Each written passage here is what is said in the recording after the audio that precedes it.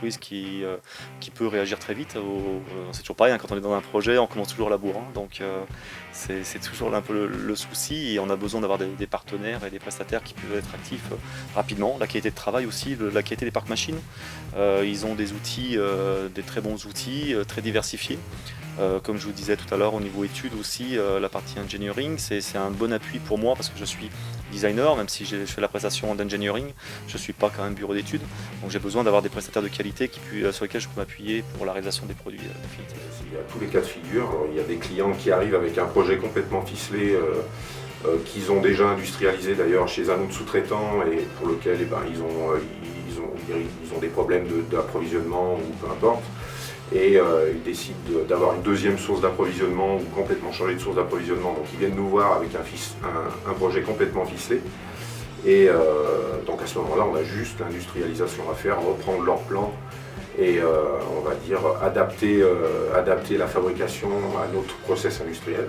Mais il y a aussi d'autres cas où le client vient avec une feuille vierge par exemple, et il a un projet complètement complet. Donc avec un produit vraiment, on va dire entier. Et donc là, on recueille avec lui toutes les données qu'il a recensées pour arriver à sa conception. Et donc il nous donne, on va dire, carte blanche pour lui réaliser déjà une première conception, avec un devis souvent qui va avec, pour qu'il puisse situer sur son marché. Et donc une fois qu'il a accepté le devis et pour le prototypage et pour les pièces de série, on lui réalise un prototype en principe. Souvent, le prestataire industriel n'est pas forcément celui qui va réaliser le prototype, donc il faut passer par d'autres tierces personnes, donc il y a encore aussi des problèmes d'information, il faut être crédible au niveau de l'information. Là, l'avantage, c'est que tout est géré en interne. Donc vous réalisez donc le premier proto, le mulet, si on peut appeler ça comme ça, qui est une base de travail sur lequel on va venir interagir, modifier, optimiser, et tout ça sera réintégré directement au sein du bureau d'études de Feria, le Matra, et qui permettra ensuite d'intégrer ces modifications dans la série.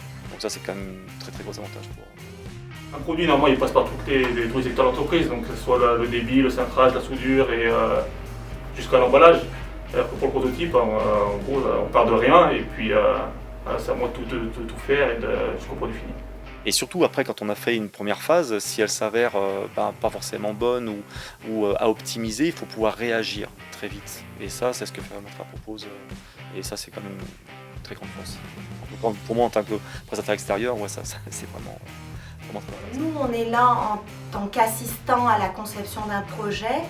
Et à partir de là, donc, quand on fait évoluer le produit jusqu'à pouvoir intervenir jusqu'à la fabrication, et on le fait même aussi pour notre propre compte, ou la fabrication de produits propres.